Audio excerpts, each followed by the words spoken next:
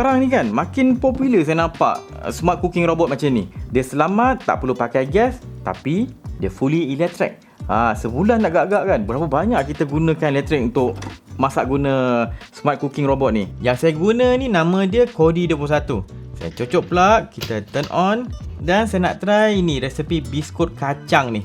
Dia minta guna multifunction punya blade. Ini dia multifunction punya blade. Kita pasang kat bawah periuk dia, lepas tu kunci. Alright, senang.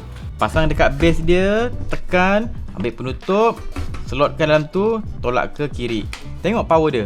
Bila tak guna idle, dalam tak sampai 3 watt pun, rendah je. Kita try buat First saya timbang, masukkan 80 gram butter ataupun mentega. Lepas tu masukkan dalam 25 gram gula halus.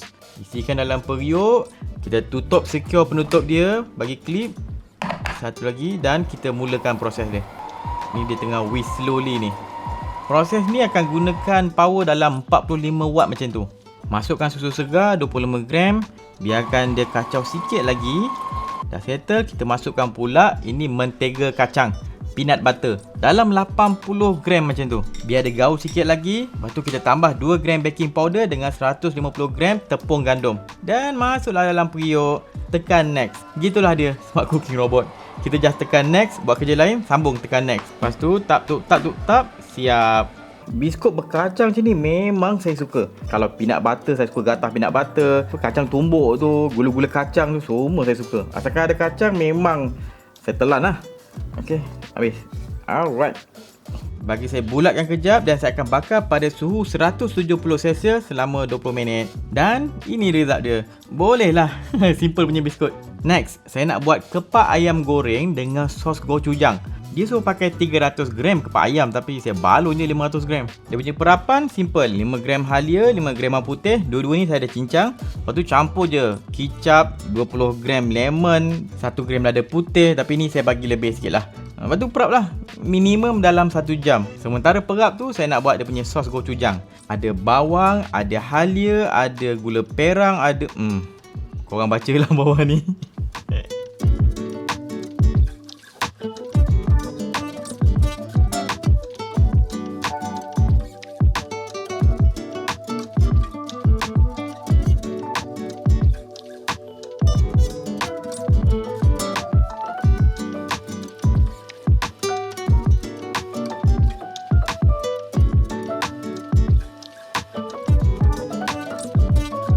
Settle semua bahan ni, saya nak kisar pula. Saya tak nak ambil blend, saya akan gunakan mode grind.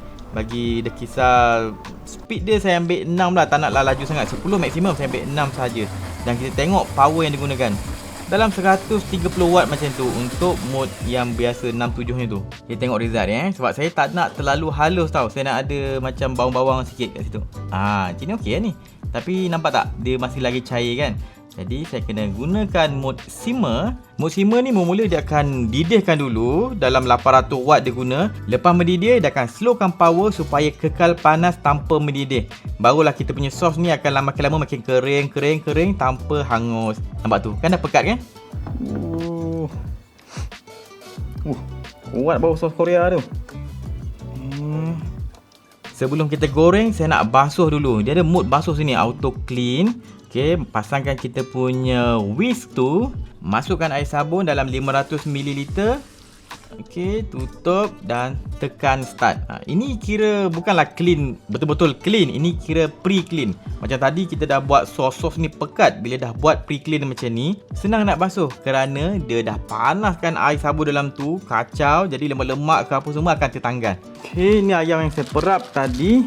Tapi saya lupa nak letak ni tepung kanji gandum. Dia suruh letak dalam 25 gram.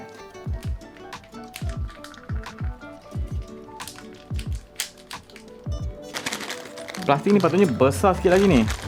Macam kecil pula plastik ni. Saya try salut atas dulu. Kita goreng. Lepas tu baru kita salut yang bawah. Masukkan minyak. Dan minyak ni akan dipanaskan sampai 180 darjah Celsius. Tinggi ni. Sebab biasa kalau smart cooking robot lain, dia dalam 160 macam tu maksimum pun. Ini sampai 180. Tu yang kita boleh buat deep fry pakai model yang ni. Masukkan ayam ni bila minyak dah panas lah. Masukkan ayam. Maybe saya letak separuh dulu. Separuh dulu. Tunggu dalam 6 minit. Dia ada timer situ. Okey, kita keluarkan ayam. Tengok dia punya timing ayam goreng tu cantik tak? Buka jap. Okey. Macam okey kan? Masak lah ni. Cantik lah 6 minit dia. Memang timing dia okey untuk masak wing. Saya deep fry lagi separuh. Okey. Settle. Sambung. Continue. Alright. Untuk deep fry ni, pemanas dia akan gunakan full power untuk cecah 180 darjah Celsius. Tengok power yang digunakan dalam 1100 watt. Pekat sos ni.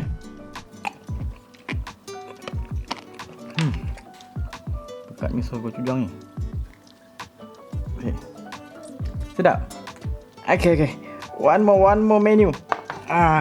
Saya nak buat air tembikai campur dengan lychee dengan sparkling water.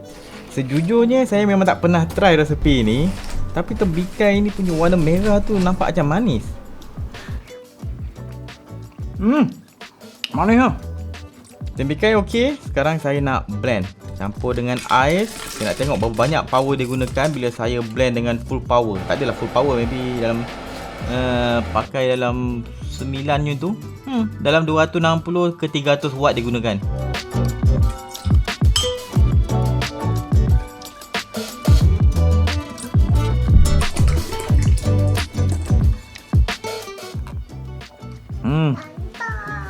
Cuba rasa. Dah make up pula rasa. Sedap. Tak gula ke? Tak. Okay.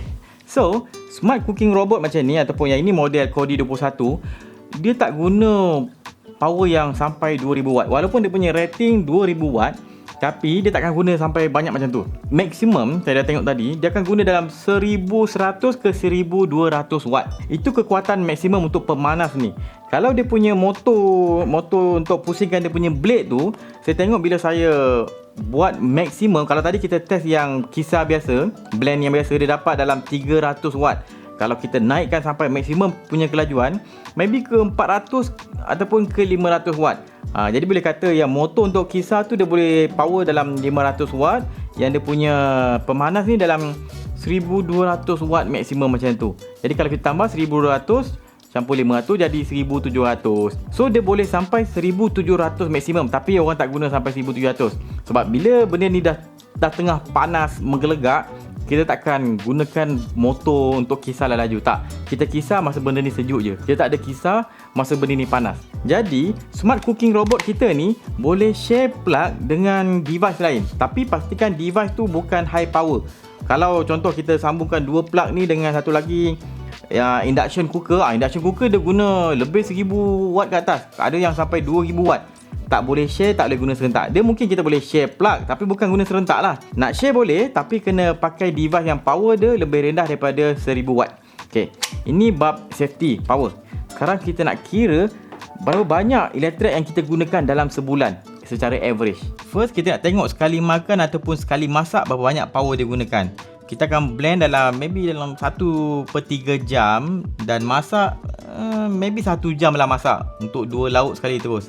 200 watt untuk blend, 1200 watt bila masak.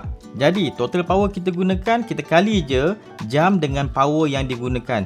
Jadi 1/3 jam kali 200 watt dengan 1 jam kali 1200 watt. Total 1266.7 watt hour. Itu total tenaga. Kalau satu hari, maybe kita masak 3 kali lah. Banyak 3 kali ni, tapi try je. Kita kali 3266.7 kilowatt hour, dapat dalam 3800 watt hour. Untuk satu bulan, kita kali dengan 30 pula. Satu bulan ada 30 hari lebih kurang. Kita akan dapat total dalam 114,000 watt hour ataupun 114 kilowatt hour. Kalau kita ikut tarif TNB, saya ambil ni dalam 200 kilowatt hour ke atas, kita akan bayar dalam 33 sen lebih kurang lah. Kalau rumah pakai elektrik banyak, kena bayar lagi tinggi lah. Okey, kali je 0.334, kita akan dapat dalam RM38 sebulan. Lebih kurang RM40 sebulan lah. Ini kalau satu hari dia masak 3 kali. 3 kali masak ni macam overkill sangat. Saya rasa 2 lah, 1 ke 2. Saya ambil lah 2 masak. Kalau 2 kali masak sama dengan 2/3 kali dengan RM38. Kita dapat dalam RM25. RM25 sebulan untuk bayar TNB. Kalau setiap hari 2 kali masak full set.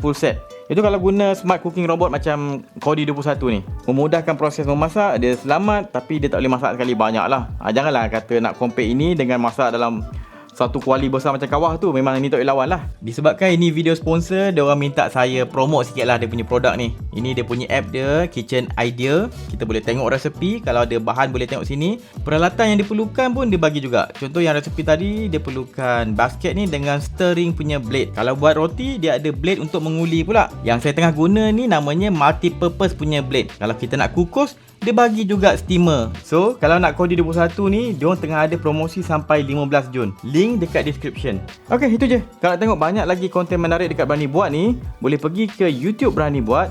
Subscribe sekali. Tengok dalam tu ada banyak playlist, ada banyak video education. Lebih 700-800 dah video saya buat. Jumpa lagi dalam next video. Assalamualaikum.